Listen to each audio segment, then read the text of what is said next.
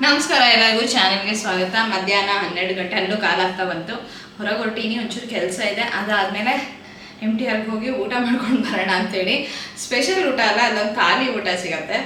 ಅಂದರೆ ಒಂದು plate meals ಅಂತಾರಲ್ಲ ಆ ಥರ, ಅದು ಲಿಮಿಟೆಡ್ ಆಗಿರುತ್ತೆ. ಬಟ್ ನಂಗೆ ಅದು ತುಂಬ ಇಷ್ಟ ಆಗುತ್ತೆ. ಯಾಕೆಂದರೆ ಹೆಚ್ಚು ಕಡಿಮೆ ಅದರಲ್ಲಿ ಇರೋದು ಎಲ್ಲವೂ ಕೂಡ ತಿನ್ಬೋದು ಅನಿಸ್ತಾ ಇರುತ್ತೆ. ಆಮೇಲೆ ಕ್ವಾಂಟಿಟಿ ಕರೆಕ್ಟಾಗಿರುತ್ತೆ ಅಂತ ಅನಿಸುತ್ತೆ. ನಂಗೆ ಯಾವಾಗಲೂ ಹೋಟ್ಲಲ್ಲಿ ಊಟದ ಏನು ತಟ್ಟೆಲಿ ಕೊಡೋ ಅನ್ನದ ಬೌಲ್ ಇರುತ್ತಲ್ಲ, ಅದು ಯಾವಾಗಲೂ ಜಾಸ್ತಿನೇ ನನಗೆ. ಬಟ್ ಅದನ್ನೂ ಪರವಾಗಿಲ್ಲ, ಇಲ್ಲಿ ಒಂದು ಸ್ವಲ್ಪ ಅಡ್ಜಸ್ಟ್ ಮಾಡ್ಕೊಂಡು ತಿನ್ಬೋದು ಅನಿಸುತ್ತೆ. ಬಟ್ ನಂಗೆ ಆ ಪ್ಲೇಟ್ ಮೀಲ್ಸ್ ಇದೆಯಲ್ಲ ಅದು ಚೆನ್ನಾಗಿ ಅನಿಸುತ್ತೆ. ಅವ್ರು ಅದು ಬಿಟ್ಟರೆ ಏನು ಅವ್ರದ್ದು MTRದು ಕ್ಲಾಸಿಕ್ ಇದೆಯಲ್ಲ ಥಾಲಿ ಊಟ, ಅದು ಯಾವಾಗಲೂ ಮಾಡೋದಕ್ಕಾಗೋದಿಲ್ಲ. ಸೊ ಕೆಲಸ ಇದೆ, ಅದಕ್ಕೋಸ್ಕರ ಹೋಗಿ ಊಟ ಮಾಡ್ಕೊಂಡು ಬರೋದು ಅಂತ ಹೇಳಿ. ಆಮೇಲೆ ನಿಮ್ಮಲ್ಲಿ ವ್ಲಾಗ್ಗಳಲ್ಲಿ ಅನೇಕ ಪ್ರಶ್ನೆಗಳನ್ನ ಕೇಳ್ತಿರ್ತೀರ. ಉದಾಹರಣೆಗೆ ಆ ಬ್ರೇಸ್ಲೆಟ್ಗಳು ಕ್ರಿಸ್ಟಲ್ದು ಪ್ರತಿಯೊಂದು ಒಬ್ರು ಯಾರು ಒಬ್ರು ಕೇಳ್ತಾರೆ, ಹೊಸೊಬ್ರು ಜಾಯ್ನ್ ಆಗಿರ್ತಾರೆ, ಇಲ್ಲ ಸ್ಕಿಪ್ ಮಾಡಿ ವಿಡಿಯೋನ ನೋಡಿರ್ತಾರೆ, ಹಾಗಾಗಿ ಗೊತ್ತಿರಲ್ಲ. ಈ ಕ್ರಿಸ್ಟಲ್ಸು ಅದ್ರ ಬಗ್ಗೆ ಎಲ್ಲ ಗೂಗಲ್ ಮಾಡಿ ಸಾಕಷ್ಟು ಇನ್ಫಾರ್ಮೇಷನ್ ಸಿಗುತ್ತೆ ನಿಮಗೆ. ನನಗೆ ಅದ್ರ ಬಗ್ಗೆ ಇಂಟ್ರೆಸ್ಟ್ ಇದೆ. ಒಂದೊಂದು ಹಾಕೊಳ್ಳೋದಕ್ಕೆ ಕಾರಣಗಳಿದೆ.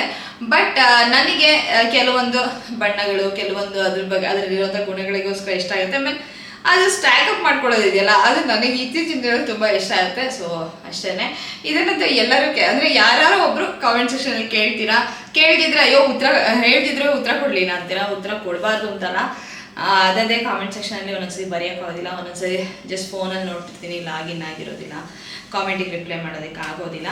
ಆಮೇಲೆ ವಾಪಸ್ ಬಂದಮೇಲೆ ನಾನು ರೀಸೆಂಟಾಗಿ ಒಂದು ಮದುವೆ ಹೋಗಿದ್ದೆ, ನನ್ನ ಫ್ರೆಂಡ್ ಮಗಳ ಮದುವೆಗೆ. ಅಲ್ಲಿ ಉಟ್ಕೊಂಡು ಸೀರೆ ಕೇಳಿದ್ರಿ. ಆ ಸೀರೆ ನಾನು ತೋರಿಸ್ತೀನಿ. ಅದು ನನಗೆ ಗಿಫ್ಟ್ ಬಂದಿದ್ದು. ಸೀರೆನ ತೋರಿಸ್ತಾನೆ ಮಾತಾಡ್ತೀನಿ. ಇವಾಗ ಹೊರಗೆ ಹೋಗಿ ಊಟ ಮಾಡ್ಕೊಂಡು ಬರೋಣ, ಅದಾದಮೇಲೆ ಸೀರೆನ ತೋರಿಸ್ತೀನಿ. ಸೊ ಈ ವ್ಲಾಗ್ ಕಂಟಿನ್ಯೂ ಆಗುತ್ತೆ. ಈ ವ್ಲಾಗ್ ನಿಮಗೆ ಖಂಡಿತ ಇಷ್ಟ ಆಗುತ್ತೆ ಅಂತ ಅಂದ್ಕೊಳ್ತೀನಿ. ಸೊ ಲೈಕ್ ಕೊಡೋದನ್ನು ಮರಿಬೇಡಿ. ಬನ್ನಿ.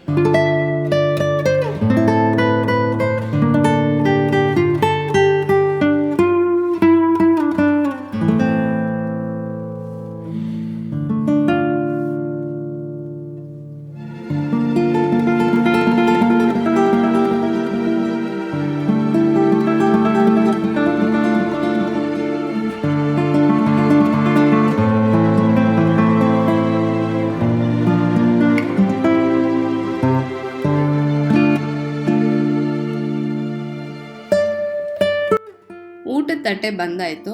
ಇದು ರೆಗ್ಯುಲರ್ ಮೀಲ್ಸ್. ಇದು ಅನ್ಲಿಮಿಟೆಡ್ ಏನು ಬರುತ್ತಲ್ಲ ಅದಲ್ಲ, ಇದು MTRದು. ಈ ರೆಗ್ಯುಲರ್ ಮೀಲ್ಸಲ್ಲಿ ಒಂದು ದೋಸೆ ತೊಗೋಬೋದು ಅಥವಾ ಪೂರಿ ತೊಗೋಬೋದು. ಎರಡರಲ್ಲಿ ಒಂದನ್ನು ಚೂಸ್ ಮಾಡ್ಕೊಬೋದು. ನಾನು ಪೂರಿ ತೊಗೊಂಡಿದ್ದೆ, ಧನ್ವಿ ದೋಸೆ ತೊಗೊಂಡಿದ್ಲು. ಪೂರಿ ಜೊತೆಗೆ ಸಾರು, ಮಜ್ಜಿಗೆ ಹುಳಿ, ಪಾಯಸ, ಮೊಸರನ್ನ, ಬೀಟ್ರೂಟ್ ಪಲ್ಯ, ಉಪ್ಪಿನಕಾಯಿ, ಹಪ್ಪಳ ಎಲ್ಲ ಇರುತ್ತೆ. ದೋಸೆ ಜೊತೆಗೆ ಚಟ್ನಿ ಕೊಟ್ಟಿರ್ತಾರೆ, ಪಲ್ಯ ಒಳಗಡೆ ಇದ್ದೇ ಇರುತ್ತೆ. ಉಳಿದಿದ್ದೆಲ್ಲ ಸೇಮ್ ಇರುತ್ತೆ. ಹುಳಿ ಸಾರು ಪಲ್ಯ ಇರುತ್ತೆ. ಇವತ್ತಿನ ದಿವಸ ಮಜ್ಜಿಗೆ ಹುಳಿ ಇತ್ತು. ಇನ್ನೆಲ್ಲ ಕಲಸಿದ ಮೊಸರನ್ನ ಇರುತ್ತೆ. ಸ್ವೀಟು ಅಂಥೇಳಿ ಪಾಯಸ ಇರುತ್ತೆ. ಈ ರೆಗ್ಯುಲರ್ ಮೀಲ್ಸ್ ಏನಿದೆಯಲ್ಲ ಇದು ಚೆನ್ನಾಗಿರುತ್ತೆ. ಇದು ತಿನ್ನೋದಕ್ಕೂ ಕೂಡ ಕರೆಕ್ಟಾಗಿರುತ್ತೆ ಕ್ವಾಂಟಿಟಿ. ಹಾಗೆಯೇ ಪ್ರೈಸು ಕೂಡ ಇನ್ನು 180-190 ರುಪೀಸ್ ಏನೋ ಪ್ರೈಸ್ ಇರುತ್ತಿದ್ರದ್ದು. ಸೊ ಇವಾಗ ಮಜ್ಜಿಗೆ ಹುಳಿ ಕಲಿಸ್ಕೊತಾ ಇದ್ದೀನಿ. ಮಜ್ಜಿಗೆ ಹುಳಿ ಚೆನ್ನಾಗಿತ್ತು. ಒಂದೊಂದು ದಿವಸ ಸೊಪ್ಪಿನ ಹುಳಿ ಮಾಡಿರ್ತಾರೆ, ಒಂದೊಂದು ದಿವಸ ತರಕಾರಿ ಮಿಕ್ಸ್ ವೆಜ್ ಇರುತ್ತೆ, ಒಂದೊಂದು ಸತಿ ಬಣ್ಣ ಸೌತೆಕಾಯಿ ಇರುತ್ತೆ. ಇವತ್ತಿನ ದಿವಸ ಕುಂಬಳಕಾಯಿ ಮಜ್ಜಿಗೆ ಹುಳಿ ಇತ್ತು. ಕಡೆಯದಾಗಿ fruits salad with ice cream, ಹಾಗೆಯೇ ಕಸ್ಟರ್ಡ್ ಅಲ್ಲ, ಅದ್ರ ಜೊತೆಗೆ ಬಾದಾಮಿ ಮಿಲ್ಕ್ ಕೊಟ್ಟಿರ್ತಾರೆ. ಸೊ ಅದನ್ನು ತೊಗೊಂಡಿದ್ವಿ. ಊಟ ಮಾಡ್ಕೊಂಡು ಬಂದಿದ್ದು ಆಯಿತು. ಸಾಕಷ್ಟು ಬಿಸಿಲಿತ್ತು. ಸೊ ಬಂದ್ಬಿಟ್ಟು ಸ್ವಲ್ಪ ಹೊತ್ತು ಕೂತ್ಕೊಂಡು ರೆಸ್ಟ್ ತೊಗೊಂಡು ಈಗ ನಿಮಗೆ ಸೀರೆ ತೋರಿಸೋಣ ಅಂತ ಬಂದೆ. ಆ್ಯಕ್ಚುಲಿ ಒಂದು ಮೂವಿ ನೋಡ್ತಾ ಇದ್ದೆ ನೆಟ್ಫ್ಲಿಕ್ಸಲ್ಲಿ. ಅದರದ್ದು ಪೂರ್ತಿ ನೋಡೋಕ್ಕೆ ಆಗ್ತಿಲ್ಲ, ದಿನ ಸ್ವಲ್ಪ ನೋಡ್ತಾ ಇದ್ದೆ. ನಿಮ್ಮಲ್ಲೂ ಸುಮಾರು ಜನಕ್ಕೆ ಹಿಂಗೆ ಆಗುತ್ತೆ ಅಂತ ಅಂದ್ಕೊಳ್ತೀನಿ. ಒಂದು ಶುರು ಮಾಡಿದಾಗ ನೋಡ್ತಿರ್ತೀವಿ, ಬಟ್ ಏನೋ ಕೆಲಸ ಇರುತ್ತೆ, ಟೈಮ್ ಆಗಿರಲ್ಲ, ಅಥವಾ ರಾತ್ರಿ ಹೊತ್ತು ಲೇಟ್ ಆಗುತ್ತೆ ಅಂತ ನೋಡೋಕ್ಕಾಗೋದಿಲ್ಲ. ಹಿಂಗೆ ಏನೋ ಆಗಿ ದಿನ ಇನ್ಸ್ಟಾಲ್ಮೆಂಟಲ್ಲಿ ಚೂರು ನೋಡಿ ಅಂತೂ ಇವತ್ತು ಸ್ವಲ್ಪ ಲಾಸ್ಟ್ ಒಂದು ಸ್ವಲ್ಪ ಪಾರ್ಟ್ ಇತ್ತು, ಅದನ್ನು ನೋಡಬೇಕಾಯ್ತು. ಯಾವ ಮೂವಿ ಅಂದರೆ ಚೆನ್ನಾಗಿದೆ ಆ್ಯಕ್ಚುಲಿ, ನೋಡೋದಾದರೆ ನೋಡಿ. ನೆಟ್ಫ್ಲಿಕ್ಸಲ್ಲಿ ಮಿಷನ್ ಮಜ್ನು ಅಂತೇಳಿ ಹೆಸರು ಒಂಥರ ಇದೆ, ಆದರೆ ಮೂವಿ ತುಂಬ ಚೆನ್ನಾಗಿದೆ.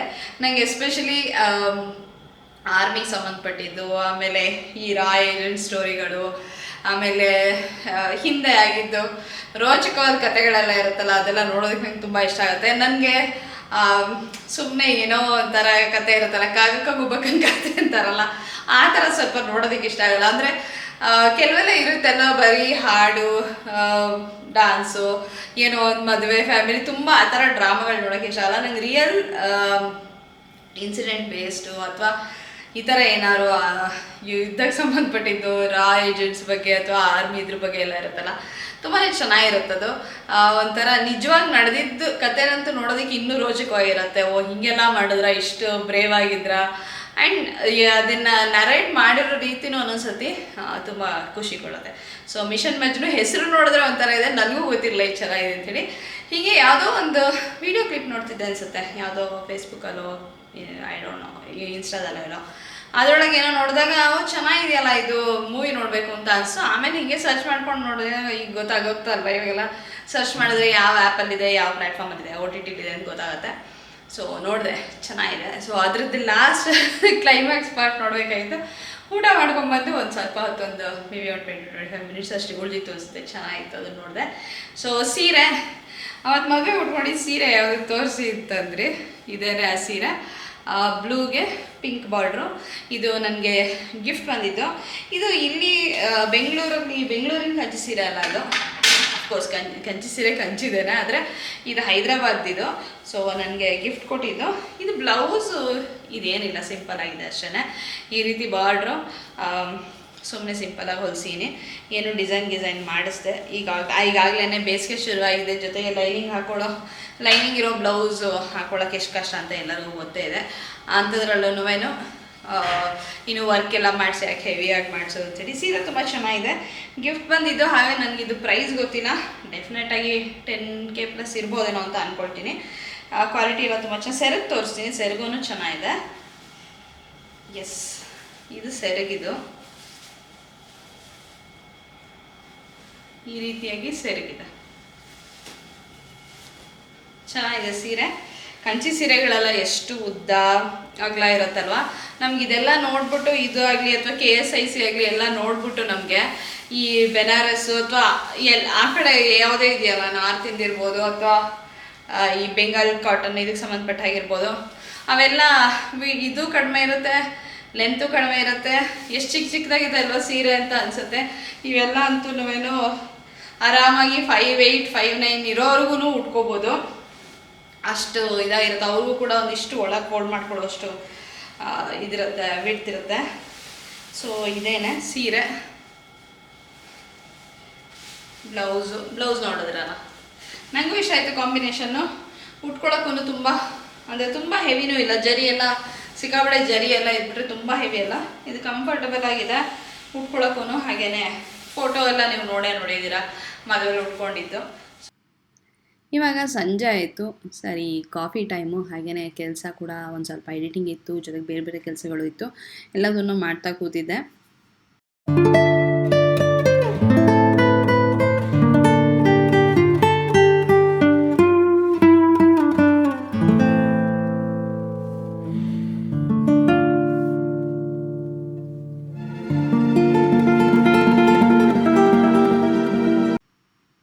ಇಲ್ಲಿ ಕಡಲೆ ಬೀಜನ ಹುರಿದಿಟ್ಕೊಂಡಿದ್ದೀನಿ, ಹಾಗೆ ಎಳ್ಳು ಮತ್ತು ಗಸಗಸೆನ ಹುರಿದಿಟ್ಕೊಂಡಿದ್ದೀನಿ, ಹಾಗೆ ಖಾರಕ್ಕೆ ತಕ್ಕಷ್ಟು ಬ್ಯಾಡಗಿ ಮೆಣಸಿನ್ಕಾಯಿ ಅದನ್ನು ಕೂಡ ಹುರಿದಿಟ್ಕೊಂಡಿದ್ದೀನಿ, ಮತ್ತು ಸ್ವಲ್ಪ ಕೊಬ್ಬರಿನ ಇಟ್ಕೊಂಡಿದ್ದೀನಿ.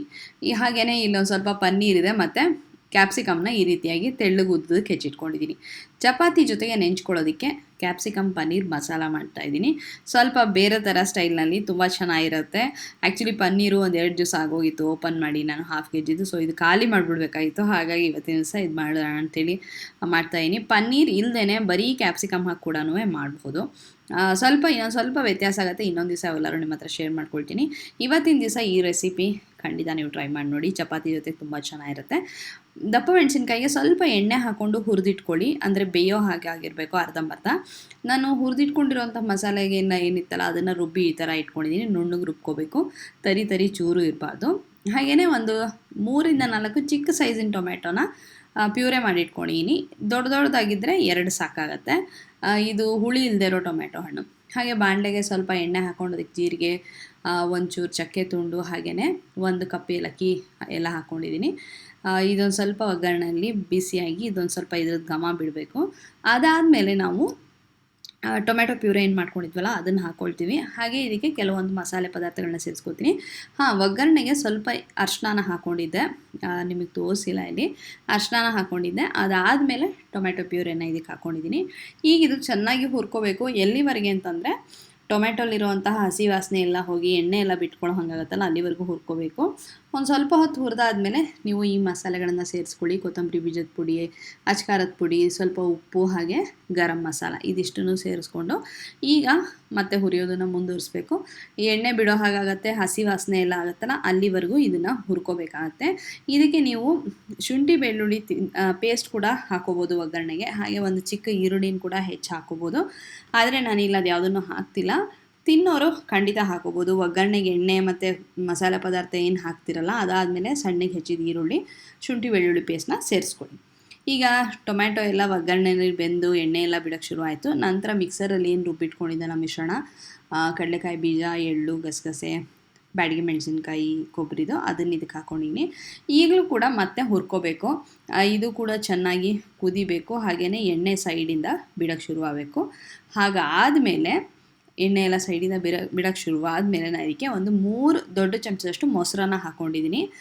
ಮೊಸರು ಹಾಕೋದ್ರಿಂದ ಒಂದು ಕ್ರೀಮಿ ಟೇಸ್ಟು, ಟೆಕ್ಸ್ಚರು ಎಲ್ಲ ಬರುತ್ತೆ ಮತ್ತು ಒಂದು ವಿಶೇಷವಾದ ರುಚಿ ಕೊಡುತ್ತೆ. ಇದು ಹುಳಿ ಇರಬಾರ್ದು. ಮೊಸರು ಹುಳಿ ಇದ್ಬಿಟ್ರೆ ಅಷ್ಟು ಚೆನ್ನಾಗಿ ಅನಿಸೋದಿಲ್ಲ. ಸ್ವಲ್ಪ ಅಂದರೆ ನೆನ್ನೆ ರಾತ್ರಿ ಹೆಪ್ಪಾಕಿ ಬೆಳಗ್ಗೆ ಯೂಸ್ ಮಾಡ್ತೀರಾ, ಅಥವಾ ಬೆಳಗ್ಗೆ ಹೆಪ್ಪಾಕಿ ಸಂಜೆಗೆ ಬೇಸಿಗೆಗಾಲದಲ್ಲಂತೂ ಬೇಗ ಹೆಪ್ಪಾಗುತ್ತಲ್ವ, ಆ ಥರದ ಮೊಸರನ್ನ ಹಾಕ್ಕೊಳ್ಳಿ. ಅದು ಚೆನ್ನಾಗಿ ಕೈ ಆಡಿಸ್ಕೊಂಡು ಕುದಿ ಬರಬೇಕು. ಒಂದು ಕುದಿ ಬಂದಮೇಲೆ ಹುರಿದಿಟ್ಕೊಂಡಂತಹ ಕ್ಯಾಪ್ಸಿಕಮ್ಮು ಮತ್ತು ಹೆಚ್ಚಿಟ್ಕೊಂಡಂತಹ ಪನ್ನೀರನ್ನ ಇದಕ್ಕೆ ಸೇರಿಸ್ಕೊಳ್ಳಿ. ಹಾಗೆಯೇ ರುಚಿಗೆ ತಕ್ಕಷ್ಟು ಉಪ್ಪನ್ನು ಸೇರಿಸ್ಕೊಳ್ಳಿ. ಈ ಥರ ಮಾಡೋದ್ರಿಂದ ಕ್ಯಾಪ್ಸಿಕಮ್ ಪನ್ನೀರ್ ಮಸಾಲ ತಯಾರಾದಾಗುತ್ತೆ. ತುಂಬಾ ರುಚಿಯಾಗಿರುತ್ತೆ. ಚಪಾತಿ ಜೊತೆಗೆ, ಜೋಳದ ರೊಟ್ಟಿ, ಅಕ್ಕಿ ರೊಟ್ಟಿ, ಉಕ್ಕರಿಸಿದ ಅಕ್ಕಿ ರೊಟ್ಟಿ ಎಲ್ಲದ್ರ ಜೊತೆಗೂ ಇದು ಬೆಸ್ಟ್ ಕಾಂಬಿನೇಷನ್ನು. ಖಂಡಿತ ಟ್ರೈ ಮಾಡಿ ನೋಡಿ, ನಿಮಗೂ ಕೂಡ ಇಷ್ಟ ಆಗುತ್ತೆ ಅಂತ ಅಂದ್ಕೊಳ್ತೀನಿ. ಬರೀ ಕ್ಯಾಪ್ಸಿಕಮ್ ಹಾಕಿ ಕೂಡ ಮಾಡ್ಬೋದು. ಒಂದು 2 ನಿಮಿಷ ಮುಚ್ಚಿಟ್ಟಿದ್ದೆ, ಒಲೆನ ಆಫ್ ಮಾಡಿ ಈಗ ಈ ರೀತಿ ತಯಾರಾಗಿದೆ. ಈಗ ಇದನ್ನು ನಾನು ಚಪಾತಿ ಜೊತೆಗೆ ನೆಂಚ್ಕೊಳ್ತಾ ಇದ್ದೀನಿ. ಸೊ ಊಟದ ತಟ್ಟೆ ತಯಾರಾಗಿದೆ. ಜೊತೆಗೆ ಒಂದು ಸ್ವಲ್ಪ ಸೌತೆಕಾಯಿ ಚೆನ್ನಾಗಿರುತ್ತಲ್ವ, ಕ್ಯಾರೆಟು, ಟೊಮೆಟೊ ಯಾವುದಿದ್ರೆ ಅದೆಲ್ಲದನ್ನು ಕೂಡ ಸಲಾಡ್ ಮಾಡಿಕೊಂಡು ಜೊತೆಗೆ ತಿನ್ಬೋದು. ತುಂಬಾ ಟೇಸ್ಟಿಯಾಗಿರುತ್ತೆ ಇದು ಸಬ್ಜಿ. ಟ್ರೈ ಮಾಡಿ. ಬೆಳಗ್ಗೆ ತನಕ ವ್ಲಾಗ್ ಮಾಡಿದರೆ 48 ಅವರ್ಸ್ ವ್ಲಾಗ್ ಆಗ್ತಿತ್ತು. ನೆನ್ನೆ ರಾತ್ರಿ ಶುರು ಮಾಡಿದ್ದು. ರೆಸಿಪಿ ಶೇರ್ ಮಾಡಿಕೊಂಡೆ, ನೆನ್ನೆ ರಾತ್ರಿ ಮಾಡಿದ್ದೀವಿ, ನೋಡಿದ್ದೀರಾ. ಅದಾದಮೇಲೆ ಇವಾಗ ಸಂಜೆ ಆಗಿದೆ. ಸೊ ಇವಾಗ ವೀಡಿಯೋ ಮಾಡೋಣ ಅಂಥೇಳಿ ಬೆಳಗಿಂದ ವ್ಲಾಗ್ ಮಾಡೋಣ ಅಂತ ಕೂತ್ಕೊಂಡೆ. ಬೆಳಗಿಂದ ಏನೇನೋ ಕೆಲಸಗಳಿತ್ತು. ಸೊ ಅದರಲ್ಲೆಲ್ಲ ಬ್ಯುಸಿಯಾಗಿದ್ದೆ. ಹಾಗೇನೇ ಮಧ್ಯಾಹ್ನ ಎಡಿಟಿಂಗ್ ಮಾಡ್ತಾಯಿದ್ದೆ. ಸೊ ಇವಾಗ ಕೆಲವೊಂದು ನಿಮ್ಮ ಜೊತೆ ಹಂಚ್ಕೊಂಡು ಈ ವ್ಲಾಗ್ನ ಮುಗಿಸೋಣ ಅಂತ ಅಂದ್ಕೊಂಡೆ. ನಿಮಗೂ ಕೂಡ ಇದು ಎಕ್ಸ್ಪೀರಿಯೆನ್ಸ್ ಆಗಿರುತ್ತೆ ಅಂತ ಅಂದ್ಕೊಳ್ತೀನಿ. ಯಾವುದಾದ್ರು ರೆಸಿಪಿ ನೋಡಿದಾಗ ನಾವು ಟ್ರೈ ಮಾಡೋಣ ಅಂತ ಹೋದಾಗ ನಮಗೆ ಬರದೇ ಇರೋದು. ಇವತ್ತಿನ ದಿವಸದಲ್ಲಿ ಸೋಷಿಯಲ್ ಮೀಡಿಯಾದಲ್ಲಿ ಇಷ್ಟೆಲ್ಲ ಬೇಕಾದಷ್ಟು ಸಿಗುತ್ತೆ, ಯಾವ ದೇಶದ್ದು ಯಾವ ಪ್ರಾಂತ್ಯದ ಬೇಕಾದ್ರೂ ಸಿಗುತ್ತೆ. ಬಟ್ ನಾವು ಅದನ್ನೇ ಮಾಡೋಕ್ಕೆ ಹೋದಾಗ ನಮಗೆ ಬರೋದಿಲ್ಲ. ನಿಮಗೇನಿದ್ದು ನನಗೂ ಕೂಡ ಎಕ್ಸ್ಪೀರಿಯೆನ್ಸ್ ಆಗಿದೆ. ಆಮೇಲೆ ನಾವೇ ಅದನ್ನು ಅರಿತುಕೊಂಡು ಎಲ್ಲಿ ತಪ್ಪಾಗ್ತಿದೆ ಅಂಥೇಳಿ ಆಮೇಲೆ ನಾವು ಅದನ್ನು ಸರಿ ಮಾಡ್ಕೊಂಡಾಗ ನಮಗೆ ರಿಸಲ್ಟು ಸಿಗುತ್ತೆ. ಇಲ್ಲಿ ನಾನು ಏನು ಹೇಳಕ್ಕೆ ಹೊರಟೀನಿ ಅಂತಂದರೆ, ರೆಸಿಪಿಗೆ ಏನೆಲ್ಲ ಇಂಗ್ರೀಡಿಯೆಂಟ್ಸ್ ಹಾಕ್ತಾರೆ ಅಂತ ನೋಡಿಕೊಂಡು ಟಕ್ ಅಂತ ಮಾಡೋಕ್ಕೆ ಹೋದರೆ ಬರೋದಿಲ್ಲ. ಯಾಕೆಂದರೆ ಪ್ರತಿಯೊಂದು ಅಡುಗೆಗೂ, ಪ್ರತಿಯೊಂದು ರೆಸಿಪಿಗೂ ಅದರದ್ದೇ ಆದಂತಹ ಒಂದು ಏನಂತಾರೆ, ಕೆಲವೊಂದು ಕೀ ಪಾಯಿಂಟ್ಸು, ಕೆಲವೊಂದು ಟ್ರಿಕ್ಸು, ಕೆಲವೊಂದು ಆ ಮಸಾಲೆಗಳು ಅಥವಾ ಏನೇ ಇಂಗ್ರೀಡಿಯೆಂಟ್ಸ್ ಬಳಸ್ತೀವಲ್ಲ ಅದ್ರ ಹಿಂದಿರೋಂಥ ಅದು ಯಾವ ಸಂದರ್ಭದಲ್ಲಿ ಯಾವ ರೀತಿ ರಿಯಾಕ್ಟ್ ಮಾಡುತ್ತೆ ಅನ್ನೋ ಒಂದು ತಿಳುವಳಿಕೆ ಇದೆಯಲ್ಲ, ಇದೆಲ್ಲ ಗೊತ್ತಿದ್ದರೆ ಸುಲಭವಾಗಿ ಮಾಡ್ಬೋದು. ಇವತ್ತಿನ ದಿವಸ ಹೆಂಗಾಗಿದೆ ಅಂದರೆ, ಇದಿಷ್ಟೇ ಹಾಕಬೇಕಾ, ಓಕೆ ಹಾಕಿ ಮಾಡ್ತೀವಿ ಅಂಥೇಳಿ. ಬಟ್ ನಮಗೆ ನಾವು ಯಾರ್ದೋ ವೀಡಿಯೋ ನೋಡಿದಾಗ ಸಿಕ್ಕಿರೋಂಥ ರಿಸಲ್ಟು ಅಥವಾ ನಾವೇನು ಅಂದ್ಕೊಂಡಿರ್ತೀವೋ ಆ ರಿಸಲ್ಟ್ ಅವಾಗ ಸಿಗೋದಿಲ್ಲ. ಸೊ ಏನು ಅಂತಂದರೆ, ಯಾವುದೇ ರೆಸಿಪಿನ ಟ್ರೈ ಮಾಡಬೇಕಾದ್ರೆ ಬಳಸ್ತಿರೋಂಥ ಇಂಗ್ರೀಡಿಯೆಂಟ್ಸು, ಅದರ ಕೆಮಿಸ್ಟ್ರಿ ಏನು, ಅದು ಹೇಗೆ ರಿಯಾಕ್ಟ್ ಮಾಡುತ್ತೆ, ಅದನ್ನು ಯಾವ ಸಂದರ್ಭದಲ್ಲಿ ಹಾಕಬೇಕು, ಎಷ್ಟು ಹಾಕಬೇಕು ಎಲ್ಲದು ಕೂಡ ತುಂಬ ಮುಖ್ಯ ಆಗುತ್ತೆ. ಇಷ್ಟೆಲ್ಲ ತಿಳ್ಕೊಂಡಿದ್ದು ಕೂಡ ರೆಸಿಪಿಗಳು ಫೇಲ್ ಆಗುತ್ತೆ. ಯಾಕೆ ಅಂತಂದರೆ ಅದನ್ನು ನಾವು ಏನಂತಾರಲ್ಲ, ಅದನ್ನು ಒಂದೊಂದ್ಸತಿ ನಾವು 1-2-3 ಸತಿ ಮಾಡಿ ನಾವು ಅದನ್ನು ಆ ರೆಸಿಪಿನ ನಮ್ದಾಗಿಸ್ಕೋಬೇಕಾಗತ್ತೆ. ಇನ್ನು ಉದಾಹರಣೆಗೆ ಒಂದು ನನಗೆ ಆಗಿದ್ದು ಒಂದು ಇದನ್ನು ಹೇಳೋಕ್ಕೆ ಇಷ್ಟಪಡ್ತೀನಿ. ಕಡಲೆ 7 ಕಪ್ ಹಿಂದೂ ಕೂಡ ಮಾಡಿದ್ದೀನಿ, ಆದರೆ ತುಂಬ ದಿವಸ ಆಗೋಗಿದ್ದು, ಗ್ಯಾಪ್ ಆಗಿತ್ತು. 7 ಕಪ್ ಮಾಡೋಣ ಅಂತ ಹೇಳಿ ಮಾಡಿದ್ರೆ ಕರೆಕ್ಟಾಗಿ ಅದು ಬಾಣಲೆಯಿಂದ ತೆಗೆದು ತಟ್ಟೆಗೆ ಹಾಕಿ ಸ್ವಲ್ಪ ಹೊತ್ತಾದ್ಮೇಲೆ ಕಟ್ ಮಾಡಿದ್ಮೇಲೆ ಕರೆಕ್ಟಾಗಿ ಬರ್ಫಿ ಥರ ಬರಬೇಕಲ್ವ, ಅದು ಒಳಗೆ ಮಾತ್ರ ಮೆತ್ತಗಿತ್ತು, ಮೇಲ್ಗಡೆ ಕರೆಕ್ಟಾಗಿ ಗಟ್ಟಿಯಾಗಿತ್ತು. ಯಾಕೆ ಹಿಂಗಾಗ್ತಿದೆ ಅಂದ್ಕೊಂಡು, ಬಟ್ ಟೇಸ್ಟ್ ಎಲ್ಲ ಚೆನ್ನಾಗಿತ್ತು, ಯಾಕಂದರೆ ಹಾಕಿರೋ ಪದಾರ್ಥಗಳೆಲ್ಲ ಕ್ವಾಲಿಟಿ ಚೆನ್ನಾಗಿದ್ದಾಗ ರುಚಿ ಚೆನ್ನಾಗೇ ಇರುತ್ತೆ. ನಮಗೆ ಬೇಕಾದ ಹದ ಬಂದಿರಲಿಲ್ಲ. ಆಮೇಲೆ ಸರಿ ಸುಮಾರು ದಿವಸ ಆಯಿತು, ಮತ್ತೆ ಇನ್ನೊಂದ್ಸರಿ ಟ್ರೈ ಮಾಡೋಣ ಅಂಥೇಳಿ, ಸುಮಾರು ದಿವಸ ಅಂದರೆ ಮೇ ಬಿ ಒಂದು 1 ವೀಕ್ ಗ್ಯಾಪಲ್ಲಿ ಓಕೆ ಏನು ತಪ್ಪಾಗ್ತಾ ಇದೆ, ಮೆತ್ತಗಾಗೋಯ್ತು, ಬರ್ತಿತ್ತಲ್ಲ ಚೆನ್ನಾಗಿ ಅಂಥೇಳಿ ಮತ್ತೆ ಟ್ರೈ ಮಾಡಿದೆ, ಮತ್ತೆ ಮೆತ್ತಗಾಯಿತು. ಆಮೇಲೆ ಇದೇ ಯೋಚನೆಯಲ್ಲಿ ಅನ್ಕೋತಿದ್ದೆ ಯಾಕೆ ಮೆತ್ತಗಾಯಿತು ಅಂಥೇಳಿ. ಆಮೇಲೆ ನನಗೆ ರಿಯಲೈಸ್ ಆಯಿತು, ನಾನು ಸೂಪರ್ ಫೈನ್ ಕಡಲೆ ಹಿಟ್ಟು ಬರುತ್ತಲ್ಲ, ಅಂದರೆ ಕಡಲೆ ಹಿಟ್ಟಲ್ಲಿ 2-3 ಥರದ ಟೆಕ್ಸ್ಚರ್ ಇರೋದು ಬರುತ್ತೆ. ತುಂಬ ತರಿ ಇರೋದು ಸಾಮಾನ್ಯವಾಗಿ ಸಿಗಲ್ಲ, ಮಾಡಿಸ್ಕೋತಾರೆ. ಸ್ವಲ್ಪ ತರಿ ಇರೋದು ಮತ್ತು ಸೂಪರ್ ಫೈನ್ ಆಗಿರೋದು ಈ ನಮ್ಮಗಳಲ್ಲಿ ಬಳಕೆ ಕಡಿಮೆ ಅಂತಲೇ ಹೇಳ್ಬೋದು. ಬಟ್ ಈ ರಾಜಸ್ಥಾನಿ ಕಡಿ, ಗುಜರಾತಿ ಕಡಿ ಅವೆಲ್ಲ ಮಾಡ್ತಾರಲ್ಲ, ಅದರಲ್ಲಿ ಜಾಸ್ತಿ ಬಳಕೆ. ಬಟ್ ಇವಾಗ ಬೆಂಗಳೂರಲ್ಲಿ ಎಲ್ಲ ಪ್ರಾಂತ್ಯದವರು ಬಂದಿದ್ದಾಗ ಅದಕ್ಕೆ ತಕ್ಕಂಗೆ ಇಂಗ್ರೀಡಿಯೆಂಟ್ಸು ಸಿಗ್ತಿರುತ್ತೆ. ಬಟ್ ನಮ್ಮಲ್ಲಿ ನಾವು ಬಳಸೋದು ಸ್ವಲ್ಪ ತರಿ ಇರೋವಂಥದ್ದು. ಅವತ್ತೊಂದು ಸಲ ಬೋಂಡ ಮಾಡೋಣ ಅಂತ ಹೇಳಿ ಮಾಡ್ತಾಯಿದ್ದೆ, ಮಾಡೋಕ್ಕೆ ಕಡಲೆ ಹಿಟ್ಟು ಹುಡುಕ್ತಾ ಇದ್ದೆ. ಆವಾಗ ಬೋಂಡಕ್ಕೆ ಕಡಲೆ ಹಿಟ್ಟು ತೊಗೋಬೇಕಾರೆ ಆ ಪ್ಯಾಕೆಟ್ ಏನು ಸೂಪರ್ ಫೈನ್ ಕಡಲೆ ಹಿಟ್ಟು ಹೊಡಿತಲ್ಲ ಅದು ಕೈಗೆ ಸಿಕ್ತು. ಆವಾಗ ನನಗೆ ಹೊಳಿತು, ಬೋಂಡಕ್ಕೆ ಇದು ಚೆನ್ನಾಗಿರಲ್ಲ, ಸ್ವಲ್ಪ ತರಿ ಹಾಕಿದ್ರೆ ಗರಿಗರಿಯಾಗಿ ಚೆನ್ನಾಗಿ ಬರುತ್ತೆ ಅಂಥೇಳಿ. ಆಗ ನನಗೆ ಫ್ಲ್ಯಾಶ್ ಆಯಿತು, 7 ಕಪ್ಪಿಗೆ ನಾನು ಈ ಕಡಲೆ ಹಿಟ್ಟನ್ನ ಬಳಸ್ತಾ ಇದ್ದೀನಿ. ಸ್ವಲ್ಪ ತರಿ ಇರಬೇಕು, ಇಷ್ಟು ಸೂಪರ್ ಫೈನಾಗಿ ತುಂಬ ನುಣ್ಣಗಿರುತ್ತಲ್ಲ ಅದಕ್ಕಿಂತ ಸ್ವಲ್ಪ ತರಿ ಇರೋದು ಚೆನ್ನಾಗಿ ಬರುತ್ತೆ ಅಂಥೇಳಿ ಆಗ ನಂಗೆ ಫ್ಲ್ಯಾಶ್ ಆಯಿತು. ಬಟ್ ನನಗೆ ಗೊತ್ತಿಲ್ಲ ಅಂತೇನಿಲ್ಲ, ಗೊತ್ತಿರ್ತಿತ್ತು. ಆ ಮೂಮೆಂಟಲ್ಲಿ ಅದನ್ನು ನಾವು ಗಮನಿಸಿರೋಲ್ಲ, ಹೊಳೆದಿರೋಲ್ಲ. ಯಾವುದೇ ರೆಸಿಪಿ ನಾವು ನಮ್ದಾಗಿಸ್ಕೊಂಡಾಗ ಈ ಥರದ ಸೂಕ್ಷ್ಮವಾಗಿರೋ ವಿಷಯಗಳನ್ನು ತಿಳ್ಕೊಂಡಿರ್ತೀವಿ. ಸೊ ಅಕಸ್ಮಾತ್ ಯಾವ್ದಾದ್ರು ರೆಸಿಪಿ ಬರ್ತಿಲ್ಲ, ಸುಮ್ಮನೆ ಒಂದು 4-5 ಇಂಗ್ರೀಡಿಯೆಂಟ್ ಹಾಕಿ ಸುಲಭವಾಗಿ ಮಾಡಿ ತೋರಿಸಿ ಯಾರೇ ನಾವು ಮಾಡೋಕ್ಕೋದ್ರೂ ನಮಗೆ ಬರ್ತಿಲ್ಲ ಅಂತಂದರೆ ನೀವು ಆ ರೆಸಿಪಿನ ನಿಮ್ದಾಗಿಸ್ಕೋಬೇಕಾಗತ್ತೆ. ಅದರಲ್ಲಿರೋಂತಹ ಸೂಕ್ಷ್ಮ ವಿಷಯಗಳನ್ನು ತಿಳ್ಕೊಬೇಕಾಗತ್ತೆ. 1-2 ಸತಿ ಪ್ರಾಕ್ಟೀಸ್ ಮಾಡ್ಕೊಂಡು ನೋಡಬೇಕಾಗತ್ತೆ. ಆಮೇಲೆ ಒಂದು ದಿವಸ ರೆಸಿಪಿ ನಿಮ್ದಾಗತ್ತೆ, ನೀವು ಕರಗತ ಮಾಡ್ಕೊಂಡಾಗೆ ಆಗುತ್ತೆ. ಸೊ ಯಾವಾಗಲೂ ಅಷ್ಟೇ, ಇವತ್ತಿನ ದಿವಸದಲ್ಲಿ ಯಾವ ಸೋಷಿಯಲ್ ಮೀಡಿಯಲ್ಲಿ ತೆಗೆದ್ರೂ ನಿಮಗೆ ಬೇಕಾದಷ್ಟು ರೆಸಿಪಿಗಳು ಸಿಗುತ್ತೆ. ಹಾಕೋ ಇಂಗ್ರೀಡಿಯೆಂಟ್ಸ್ ಗೊತ್ತಿದೆ ನಮಗೆ, ಆದರೆ ಅಲ್ಲಿ ಫಾಲೋ ಮಾಡಬೇಕಾಗಿರೋವಂಥ ಸೂಕ್ಷ್ಮದೇನಿದೆಯಲ್ಲ ಅಂಶಗಳು ಅದು ನಮ್ಗೆ ಗೊತ್ತಿಲ್ಲ. ಯಾಕೆಂದರೆ 1 ನಿಮಿಷ, ಅರ್ಧ ನಿಮಿಷ, 15 ಸೆಕೆಂಡ್ ನಿಮ್ಮ ವೀಡಿಯೋಗಳಲ್ಲಿ ಎಷ್ಟು ಹೇಳೋಕ್ಕಾಗತ್ತೆ. ಸ್ವಲ್ಪ ಜಾಸ್ತಿ ನೀಟಾಗಿ ಎಕ್ಸ್ಪ್ಲೇನ್ ಮಾಡೋಕ್ಕೋಣ ಅಂತಂದರೆ ಕಾಮೆಂಟ್ ಸೆಕ್ಷನಲ್ಲಿ ಎಲ್ಲ ಕಾಮೆಂಟ್ಗಳೇನೋ, ನೀವು ಇಷ್ಟೊಂದು ಮಾತಾಡೋದು ಬೇಡ, ನಮಗೆ ಬರೀ ರೆಸಿಪಿ ಹೇಳಿದ್ರೆ ಸಾಕು, ಯಾರು ಇಷ್ಟೊಂದು ಮಾತು ಕೇಳ್ತಾರೆ ಅನ್ನೋ ಇದಿರುತ್ತೆ. ಕೆಲವರು ಇನ್ನೂ ಬುದ್ಧಿವಂತರು ಇನ್ನೂ ಸ್ವಲ್ಪ ಒರಟೊಟ್ಟಾಗಿ ಕಾಮೆಂಟ್ ಹಾಕಿರ್ತಾರೆ. ಅಫ್ಕೋರ್ಸ್ ಅದನ್ನೆಲ್ಲ ಏನು ಸೋಷಿಯಲ್ ಮೀಡಿಯಾದೆಲ್ಲ ಅದೊಂಥರ ಇವಾಗ ಕಾಮನ್ ಆಗಿದೆ. ಬಟ್ ಸ್ಟಿಲ್ ನಾವೇನೋ ಒಂದು ಒಳ್ಳೆ ಇಂಟೆನ್ಷನ್ನಿಂದ ಹೇಳೋಕೆ ಹೋಗ್ತೀವಿ, ಅದನ್ನು ಅರ್ಥ ಮಾಡ್ಕೊಳ್ಳಲ್ವಲ್ಲ ಅಂತಲೂ ಅನ್ನಿಸ್ತಿರುತ್ತೆ. ಕೆಲವು ಸತಿ ಅಂತೂ ಎಷ್ಟು ಕೆಟ್ಟದಾಗ ಕಾಮೆಂಟ್ ಹಾಕಿರ್ತಾರೆ ಅಂದರೆ, ಎಷ್ಟು ಒರಟಾಗಿರುತ್ತೆ ಅಂದರೆ ನಿಜವಾಗ್ಲೂ ಇವ್ರಿಗೊಂದು ಸಂಸ್ಕಾರ ಇದೆಯಾ, ಇವ್ರಿಗೇನಾರು ಒಂದು ನಡವಳಿಕೆ ಇದೆ, ಇಷ್ಟು ಪೆದ್ದಾಗಿ ಇಷ್ಟು ಒರಟೊಟ್ಟಾಗಿ. ಅದು ಗಂಡಸರು ಅಂತಲ್ಲ, ಹೆಂಗಸರುಗಳೇನೆ ನಾನು ನೋಡಿದ್ದೀನಿ. ಅಲ್ಲಿ ಐಡಿಲಿ ಏನು ಹೆಸರಿರುತ್ತೋ ಅದ್ರ ಮೇಲೆ ತಾನೇ ನಾವು ಹೆಂಗಸರು ಗಂಡಸರು ಅಂತ ಡಿಸೈಡ್ ಮಾಡೋದು. ಅಲ್ಲಿರೋವಂಥದ್ದು ನೋಡಿದಾಗ ಅಫ್ಕೋರ್ಸ್ ಎಲ್ಲರೂ ಹಾಕ್ತಾರೆ ಅಂದರೆ ಈ ಥರ ಏನಂತಾರೆ ಕಾಮೆಂಟ್ಗಳನ್ನ. ಆದರೆ ಕೆಲವರು ಅಂತೂ ಎಷ್ಟು ವಿಚಿತ್ರವಾಗಿ, ಎಷ್ಟು ಒರಟಾಗಿ, ಎಷ್ಟು ಇದಾಗಿ ಹಾಕಿರ್ತಾರೆ ಅಂದರೆ ನಿಜವಾಗ್ಲೂ ಇವ್ರಿಗೊಂದು ಏನಂತಾರೆ ಎಜುಕೇಟೆಡಾ, ಸಂಸ್ಕಾರ ಇರೋರ, ನಡವಳಿಕೆ ಇರೋರ. ನಿಜವಾಗ್ಲೂ ಇವರೆಲ್ಲ ನಮ್ಮ ಸಮಾಜದಲ್ಲೇ ನಮ್ಮ ಜೊತೆನೇ ಇರೋರು ಅಂತ ಇಂಥ ಒರಟಾಗಿ ಹೀಗೆಲ್ಲ ಹಾಕ್ತಾರಲ್ಲ ಅಂತ ಅನ್ನಿಸ್ತಿರುತ್ತೆ. ಸೊ ರೆಸಿಪಿ ವಿಷಯಕ್ಕೆ ಬಂದಾಗ ಯಾವುದೇ ರೆಸಿಪಿ ನೋಡಿ ಇಂಗ್ರೀಡಿಯೆಂಟ್ಸ್ ತಿಳ್ಕೊಳ್ಳೋದಲ್ಲ, ಅದನ್ನು ನಾವು ಕರಗತ ಮಾಡ್ಕೋಬೇಕು, ಅದನ್ನು ನಮ್ದಾಗಿಸ್ಕೋಬೇಕು. ಆಗಲೇ ಪಾಕ ಪ್ರವೀಣರಾಗೋದಕ್ಕೆ ಸಾಧ್ಯ. ಸರಿ, ಈಗ ಶಾಪಿಂಗ್ ವಿಷಯಕ್ಕೆ ಬರೋಣ. ಸೊ ಅಮೆಝಾನಿಂದ ತರಿಸಿದ್ದು 2 ಸಾಮಾನು. ಇದು ಇತ್ತೀಚಿನ ದಿನಗಳಲ್ಲಿ ಭಾರಿ ಫೇಮಸ್ ಆಗ್ತಿರುವಂಥ ಫೇಸ್ ಪ್ಯಾಕು, ಫಾಕ್ಸ್ಟೈಲ್ನವ್ರದ್ದು ಪರ್ಪಲ್ ಕ್ಲೇ ಮಾಸ್ಕ್ ಅಂಥೇಳಿ, skin radiance mask, purple clay mask ಅಂತಲೂ ಅಂತಾರೆ. Cleanses pores, reduces blackheads, improve skin clarity and tone ಅಂಥೇಳಿ. ಸೊ ಟ್ರೈ ಮಾಡಿ ನೋಡೋಣ ಅಂತೇಳಿ ತರಿಸಿದೆ. ನಾನು ಸಾಮಾನ್ಯವಾಗಿ ಮಾಮಾರ್ತಿಂದು ಉಪಯೋಗಿಸ್ತಾ ಇರ್ತೀನಿ, ಇಲ್ಲದ ಮಾಮೂಲಿ ಏನು ಮುಲ್ತಾನಿ ಬಿಟ್ಟು ಬರುತ್ತಲ್ಲ ರೋಸ್ ವಾಟರ್ ಜೊತೆಗೆ, ಅದು ನನಗೆ ಇನ್ನೊಂದು ಇಷ್ಟ ಆಗಿತ್ತು. ಯಾವಾಗಲೂ ನಾನು ತೊಗೊಳ್ಳೋದು ಪತಂಜಲಿ ಅವ್ರದ್ದು ಇದು ಅಲೋವೆರಾ ಜೆಲ್ಲು. ಬೇಕಾದಷ್ಟು ಬ್ರ್ಯಾಂಡಿನ ಅಲೋವೆರಾ ಜೆಲ್ಗಳು ಸಾಕಷ್ಟು ಬಂದಿದೆ. ಇದು ನಿಜವಾಗ್ಲೂ budget friendly, cheap and best ಅಂತ ಹೇಳ್ಬೋದು. 90 ರುಪೀಸ್ 80 ರುಪೀಸ್ಗೆ ಇಷ್ಟು ಕ್ವಾಂಟಿಟಿ ಸಿಗುತ್ತೆ.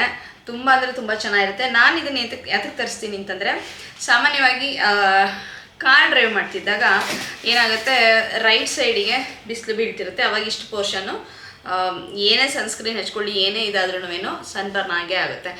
ಸನ್ಬರ್ನ್ ಅಂತಂದರೆ ಯಾವ ಥರ ಹೇಳ್ತೀನಿ ಅಂದರೆ, ನಾನು ಕಪ್ಪಾಗೋದು ಬೇರೆ ಒಂಥರ, ಆದರೆ ಒಂಥರ ಉರಿನೋ ಅಥವಾ ಬಿಸಿ ತಾಕಿದ್ದೋ ಅನುಭವ ಆಗ್ತಿರುತ್ತೆ.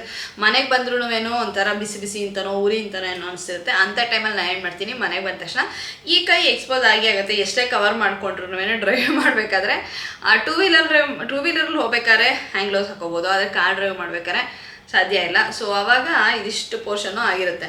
ನಾನು ಅದನ್ನು ಮನೆಗೆ ಬಂದ ತಕ್ಷಣ ತಣ್ಣೀರಲ್ಲಿ ಕ್ಲೀನಾಗಿ ಕೈ ತೊಳ್ಕೊಂಡು ಅದ್ರ ಮೇಲೆ ಇದನ್ನು ಹಚ್ಕೊಳ್ತೀನಿ. ತುಂಬ ಅಂದರೆ ತುಂಬ ಸೂದಿಂಗ್ ಆಗಿರುತ್ತೆ.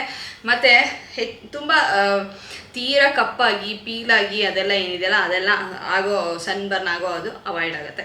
ಸೊ ಅದಕ್ಕೋಸ್ಕರ ನಾನು ಇದನ್ನು ಯಾವಾಗಲೂ ಇಟ್ಕೊಂಡಿರ್ತೀನಿ.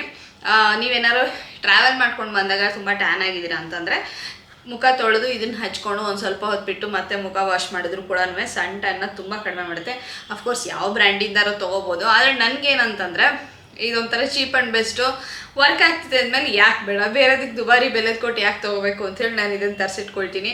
ತುಂಬ ಈ ಥರ ಚಿಕ್ಕ ಪುಟ್ಟ ಇದಕ್ಕೆಲ್ಲ ವರ್ಕ್ ಆಗ್ತಿರುತ್ತೆ. ಈ ಅಕಸ್ಮಾತು ಕಿವಿ ಓಲೆ ಹಾಕೋಬೇಕಾದ್ರೆ ಕಡ್ಡಿ ದಪ್ಪ ಇರುತ್ತಲ್ಲ, ಸೊ ತೂತು ಚಿಕ್ಕದಾಗಿರುತ್ತೆ, ತೂರ್ತಿಲ್ಲ ಅಂತಂದರೆ ಒಂಚೂರು ಅಲೋವೆರಾ ಜೆಲ್ನ ಅದಕ್ಕೆ ಹಚ್ಕೊಂಡು, ವ್ಯಾಸ್ಲಿನ್ಗಿಂತನೂ ಇದು ಬೆಸ್ಟ್ ಅಂತ ನನಗನ್ಸುತ್ತೆ. ವ್ಯಾಸ್ಲಿನ್ ತುಂಬ ಬಳಸೋದು ಒಳ್ಳೆಯದಲ್ಲ, ಪೆಟ್ರೋಲಿಯಂ ಜೆಲ್ಲಿ, ಅದಕ್ಕಿಂತನೂ ಇದು ಬೆಸ್ಟ್. ಇದನ್ನು ಹಚ್ಕೊಂಡು ಸ್ವಲ್ಪ ಆವಾಗ ಇದೂ ಸಾಫ್ಟ್ ಆಗುತ್ತೆ, ಓಲೆ ಕೂಡ ಸುಲಭವಾಗಿ ಹೋಗುತ್ತೆ. ಆಮೇಲೆ ಒರೆಸ್ಕೊಂಡ್ರೆ ಆಯ್ತು ಅಷ್ಟೇ. ಜಿಡ್ಡು ಎಣ್ಣೆ ಆ ಥರದ್ದು ಏನೂ ಇಲ್ಲ. ಆಮೇಲೆ ಎಲ್ಲರೂ ಒರಟಾಗಿದ್ರು ಕೂಡ ಹಚ್ಕೊಂಡ್ರೆ ತುಂಬಾ ಚೆನ್ನಾಗಿರುತ್ತೆ. ಸೊ ಇದು ನಾನು ಯಾವಾಗಲೂ ಇಟ್ಕೊಳ್ತಾ ಇರ್ತೀನಿ.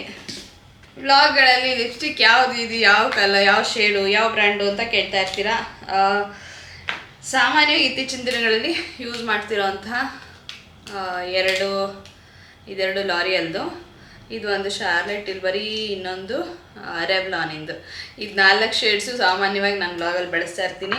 ಇನ್ನೊಂದು ಶೇಡ್ ಅದು ಸುಮಾರು ಸತಿ ನಾನು ನಿಮ್ಮ ಜೊತೆ ಶೇರ್ ಮಾಡ್ಕೊಂಡಿದ್ದೀನಿ. ಯಾವುದದು ಶೇಂಬೂರ್ನವ್ರದ್ದೊಂದು ಪಿಂಕ್ ಶೇಡ್, ಅದು ಸುಮಾರು ಸತಿ ನಾನು ಹೇಳಿದ್ದೀನಿ, ಅದನ್ನೇನು ತೋರ್ಸೋಕ್ಕೆ ಹೋಗೋದಿಲ್ಲ. ಇದು ಲಾರಿಯಲ್ನವ್ರದ್ದು ಇವೆರಡು ಶೇಡ್ಸು ತುಂಬ ಚೆನ್ನಾಗಿದೆ. ಹೆಚ್ಚು ಕಡಿಮೆ ಒಂದೇ ಥರನೇ ಅನಿಸುತ್ತೆ, ಬಟ್ ಇದು ಹಚ್ಕೊಂಡಾಗ ನನಗೆ ಬೇರೆ ಥರನೇ ಕಾಣುತ್ತೆ. ಒಂದು ಮಾಯಿಶ್ ಪಿಂಕ್ ಥರ ಬರುತ್ತೆ, ಇನ್ನೊಂದು ಸ್ವಲ್ಪ ಪೀಚಿಶ್ ಪಿಂಕ್ ಥರ ಬರುತ್ತೆ ನನಗೆ. ಯಾಕೆಂದರೆ ಒಬ್ಬೊಬ್ರಿಗೆ ಒಂದೊಂದು ಶೇಡ್ಗಳು ಬರುತ್ತೆ. ಎರಡೂ ಚೆನ್ನಾಗಿದೆ and long lasting, transfer proof, transfer ಆಗೋದಿಲ್ಲ. ಇದು ಮಾವಿಶ್ ಪಿಂಕ್. ಇದ್ರದ್ದು ಹೆಸರುಗಳು ಹೇಳ್ಬಿಡ್ತೀನಿ ನಿಮ್ಗೆ, ಆವಾಗ ನೀವು ನೋಡ್ಕೋಬೋದು. ಇದ್ರದ್ದು ನಂಬರ್ 1 635, ಇನ್ನೊಂದು 115. ಎರಡು ಶೇಡ್ಸು ಚೆನ್ನಾಗಿದೆ. ನಿಮ್ಮ ಕಾಂಪ್ಲೆಕ್ಷನ್ ಮೀಡಿಯಮ್ ಆಗಿದ್ರೆ, ಅಂದರೆ ನಂತರ ಕಾಂಪ್ಲೆಕ್ಷನ್ ಆಗಿದ್ರೆ, ಈವನ್ ಡಾರ್ಕ್ ಕಾಂಪ್ಲೆಕ್ಷನ್ನವ್ರಿಗೆ ಅಷ್ಟೊಂದೇನು ಐ ಡೋಂಟ್ ಥಿಂಕ್ ಇದನ್ನು ಅಷ್ಟು ಇದಾಗಿ ಕಾಣುತ್ತೆ ಅಂಥೇಳಿ, ಬಟ್ ಮೀಡಿಯಮ್ ಕಾಂಪ್ಲೆಕ್ಷನ್ ಇರೋರಿಗೆ ಇದು ಚೆನ್ನಾಗಿ ಎರಡು ಸೂಟ್ ಆಗುತ್ತೆ. ತುಂಬ ನನಗಿಷ್ಟ ಆಗೋದು ಶಾರ್ಲೆಟ್ ಟಿಲ್ಬರಿ ಅವ್ರದ್ದು, ಸಕ್ಕದ ಒಳ್ಳೆ ಶೇಡ್, ಇದು ಒಳ್ಳೆ ಕ್ವಾಲಿಟಿ. ಇದ್ರ ಹೆಸರೇನು ಅಂತಂದರೆ, ಇದು ನೈಕಾದಲ್ಲಿ ಸೇಲ್ ಇತ್ತು, ಡಿಸ್ಕೌಂಟ್ ಇತ್ತಲ್ಲ, ಪಿಂಕ್ ಫ್ರೈಡೇ ಸೇಲು ಈ ಸತಿದಲ್ಲ, ಹಿಂದೆ ಒಂದಿತ್ತು, ಆವಾಗ ನಾನು ತರಿಸಿದ್ದಿದ್ದು. ಇದ್ರದ್ದು ಕನ್ನಡಕ ಇಲ್ಲ, ಇಲ್ಲಿ ನಂಗೆ ಶೇಡ್ ಕಾಣ್ತಿಲ್ಲ, ಬಟ್ ಒಳ್ಳೆ ಪಿಂಕ್ ಇದು. ನಾನು ಲಾಸ್ಟ್ ಬ್ಲಾಗು ನನ್ನ ಮದುವೆ ಹೋಗಿದ್ದು ಬ್ಲಾಗ್ ಹಾಕಿದ್ನಲ್ಲ, ಅದರೊಳಗೆ ಇದಾಗೆ ಹಚ್ಕೊಂಡಿದ್ದು. ನನಗೆ ಸಾಮಾನ್ಯ ನನ್ನ ಲಿಪ್ಸ್ಟಿಕ್ ಹೇಳಿದ್ರೆ ನನಗೆ ತುಂಬ ಇಷ್ಟ. ನನಗೆ ಯಾರಾದರೂ ಶೇರ್ ಮಾಡ್ಕೊಳ್ಳೋದಾಗಲಿ, ಯಾರಿಗಾರು ಕೊಡೋದಾಗಲಿ ಅದೆಲ್ಲ ಕೂಡ ಅಷ್ಟು ಇಷ್ಟ ಆಗೋದಿಲ್ಲ. ನಾನು ಲಿಪ್ಸ್ಟಿಕ್ಗಳನ್ನ ಒಳ್ಳೆ ಕ್ವಾಲಿಟಿ ನೋಡಿಕೊಂಡು ತುಂಬ ಇದಾಗಿ ತೊಗೊಂಡಿರ್ತೀನಿ ಆ್ಯಂಡ್ ತುಂಬ ಚೆನ್ನಾಗಿ ಕಾಪಾಡ್ಕೊಳ್ತೀನಿ. ಕೊನೆ ಇದ್ರ ತನಕನೂ ಯೂಸ್ ಆಗ, ಯಾಕೆಂದರೆ 3-4 ಇಯರ್ಸ್ ಲೈಫ್ ಇರುತ್ತೆ ಒಳ್ಳೆ ಬ್ರ್ಯಾಂಡು, ಒಳ್ಳೆ ಕ್ವಾಲಿಟಿ ಲಿಪ್ಸ್ಟಿಕ್ಗಳಿಗೆ.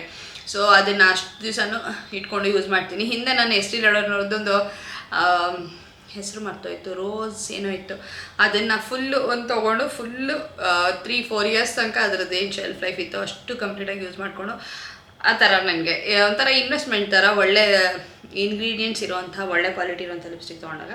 ಸೊ ಅದನ್ನು ಯೂಸ್ ಮಾಡ್ತಿದ್ರು ಕೂಡ ತುಟಿಗಳಿಗೂ ಕೂಡ ಏನೂ ತೊಂದರೆ ಆಗೋದಿಲ್ಲ ಆ್ಯಂಡ್ ಚೆನ್ನಾಗೂ ಇರುತ್ತೆ ಆ್ಯಂಡ್ ಫೀಲ್ ಚೆನ್ನಾಗಿರುತ್ತೆ. ಕ್ವಾಲಿಟಿ ಚೆನ್ನಾಗಿದ್ದಷ್ಟು ಫೀಲ್ ಚೆನ್ನಾಗಿರುತ್ತೆ. ಇದು ಕೂಡ ಒಂದು ಒಳ್ಳೆ ಕಲರ್. ಇದ್ರ ನಂಬರು ಸಾರಿ ನನಗೆ ಇಲ್ಲಿ ಕಾಣಿಸ್ತಿಲ್ಲ, ನಾನು ಇಲ್ಲ ಎಲ್ಲರೂ ಆ್ಯಡ್ ಮಾಡೋಕ್ಕೆ ಟ್ರೈ ಮಾಡ್ತೀನಿ. ಇದೊಂದು ಕಲರು, ಇದು ರೆವ್ಲಾನ್ನವ್ರದ್ದು. ಇದು ಒಂದು ರೀತಿ ಬಜೆಟ್ ಫ್ರೆಂಡ್ಲಿ, 700-600 ರೇಂಜಲ್ಲಿ ಬರುತ್ತೆ. ರಮ್ ರೈಸನ್ ಅಂಥೇಳಿ ಬೆಸ್ಟ್ ಕಲರ್ ಇದು. ಎಲ್ಲ ಥರದ ಸ್ಕಿನ್ ಟೋನ್ಗೂ ಸೂಟ್ ಆಗುವಂಥದ್ದು. ಒಂಥರ ಈ ಕಲರ್ ಇದೆ, ಬ್ರೌನಿಶ್ ಮರೂನ್ ಇದಿರುತ್ತೆ. ತುಂಬ ಅಂದರೆ ತುಂಬ ಒಳ್ಳೆ ಕಲರ್ ಇದು. ಇದು ನೀವು ವಿತೌಟ್ ಲಿಪ್ ಲೈನರ್ ಕೂಡ ಯೂಸ್ ಮಾಡ್ಬೋದು. ಆ್ಯಂಡ್ ಬಜೆಟ್ ಫ್ರೆಂಡ್ಲಿ ಆ್ಯಂಡ್ ತುಂಬ ದಿವಸ ಬರುತ್ತೆ, ಆರಾಮಾಗಿ 1 ವರ್ಷ ಅಂತೂ ಬರುತ್ತೆ. ದಿನ ಯೂಸ್ ಮಾಡಿದ್ರೆ ಮೇ ಬಿ ಅಷ್ಟು ಬರದೇ ಇರ್ಬೋದು. ನಾನು ಸುಮಾರು ಬೇರೆ ಬೇರೆ ಥರದ್ದು ಯೂಸ್ ಮಾಡ್ತಿರೋದ್ರಿಂದ ಸುಮಾರು ದಿವಸ ಬರುತ್ತೆ. ಬಟ್ ಇದಂತೂ ಸಖತ್ ಒಳ್ಳೆ ಶೇಡ್ ಇದು, ರಮ್ದೈಸನ್ ಅಂಥೇಳಿ ಟ್ರೈ ಮಾಡಿ ನೋಡ್ಬೋದು. ಇನ್ನೊಂದು ಟಿಂಟೆಡ್ ಲಿಪ್ ಬಾಮ್ ಬೆಸ್ಟ್, ಇದು ವಿಶ್ಕೇರ್ನವ್ರದ್ದು ವಿತ್ SPF 50 ಬರುತ್ತೆ. ಸೆರಮೈಡ್ ಲಿಪ್ ಬಾಮ್ ಅಂಥೇಳಿ. ಇದು ಈ ಕಲರ್ ಇದೆ, ಕಾಣಿಸ್ತಿದೆ ಅಲ್ಲ, ಪಿಂಕ್ ಇದೆ. ಇವಾಗ ಕೂಡ ನಾನು ಅದೇ ಹಚ್ಕೊಂಡಿರೋದು. ತುಂಬ ಅಂದರೆ ತುಂಬ ಚೆನ್ನಾಗಿದೆ. ವಿಶ್ಕೇರ್ನವ್ರದ್ದು ಪ್ರಾಡಕ್ಟ್ಗಳೆಲ್ಲದೂ ಕೂಡ ಚೆನ್ನಾಗಿರುತ್ತೆ. ಬಟ್ ಲಿಪ್ ಬಾಮ್ ನನಗೆ ತುಂಬಾ ಇಷ್ಟ ಆಗುತ್ತೆ. ಇದು 50 SPF 50 ಕೂಡ ಇದೆ. ಆ್ಯಂಡ್ ತುಂಬಾ ಸೂದಿಂಗ್ ಆಗಿದೆ, ಹಚ್ಕೊಂಡ್ರೆ ಸುಮಾರು ಹೊತ್ತಿರುತ್ತೆ. ಅಫ್ಕೋರ್ಸ್ ತಿಂದು ಕುಡಿದು ಮಾಡಿದ್ರೆ ಹೋಗುತ್ತೆ, ಆದರೆ ತುಂಬಾ ಸಾಫ್ಟಾಗಿಡುತ್ತೆ. ಆಮೇಲೆ ಏನಾದ್ರು ಒಂಥರ ರಫ್ ಆಗಿದೆ ಅಂತಂದರೆ ಹಚ್ಕೊಂಡು ಸ್ವಲ್ಪ ಹೊತ್ತಾದಮೇಲೆ ಸ್ಮೂತ್ ಆಗಿದೆ ಅಂತ ಅನಿಸುತ್ತೆ. ಆ್ಯಂಡ್ ಒಂದು ಪಿಂಕ್ ಟಿಂಟ್ ಇದೆಯಲ್ಲ, ಅದು ನನಗೆ ಇಷ್ಟ ಆಗುತ್ತೆ, ಅದು ಚೆನ್ನಾಗಿರುತ್ತೆ. ಸೊ ಇದಿಷ್ಟು ಈ 4 ಲಿಪ್ಸ್ಟಿಕ್ಕು ಇತ್ತೀಚಿನ ಬಳಸಿದ್ದು ನಾವು ಕೇಳ್ತಾ ಇದ್ರಿ, ಅದಕ್ಕೆ ಶೇರ್ ಮಾಡಿದೆ. ಸೊ ಇಲ್ಲಿಗೆ ಈ ವ್ಲಾಗ್ನ ಮುಗಿಸ್ತಾ ಇದ್ದೀನಿ. ಈ ವ್ಲಾಗ್ ನಿಮ್ಗೆ ಇಷ್ಟ ಆಗಿದೆ ಅಂತ ಅಂದ್ಕೊಳ್ತೀನಿ. ಇಷ್ಟ ಆದರೆ ಒಂದು ಲೈಕ್ ಕೊಡೋದನ್ನು ಮರಿಬೇಡಿ. ಹಾಗೆ ಚಾನಲ್ಗೆ ಸಬ್ಸ್ಕ್ರೈಬ್ ಮಾಡ್ಕೊಳ್ಳಿ. ಹಾಗೆ ಕಾಮೆಂಟ್ ಸೆಕ್ಷನಲ್ಲಿ ನಿಮ್ಮ ಅನಿಸಿಕೆ ಅಭಿಪ್ರಾಯನ ಬರೆದು ತಿಳಿಸಿ. ಸಿಗೋಣ ಇನ್ನೊಂದು ಸುಂದರವಾದ ವಿಡಿಯೋ ಅಥವಾ ಬ್ಲಾಗಲ್ಲಿ. ಅಲ್ಲಿವರೆಗೂ ಧನ್ಯವಾದಗಳು.